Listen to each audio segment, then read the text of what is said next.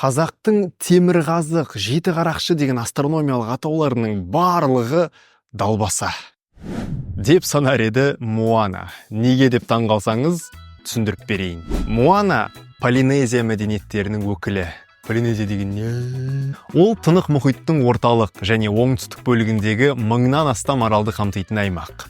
Оның ішіне бәрімізге таныс Хавай, Жаңа Зеландия және Пасха аралдары кіреді. Біз үшін темірқазық немесе полюс жұлдызы шынымен қозғалмайтын, қашанда бір бағытты көрсетіп тұратын өте тиімді бағыт беруші құрал. Сол темірқазыққа қарап, біз оны айналып жүретін басқа жұлдыздарды да анықтап, оларды да құрал етіп пайдаланамыз.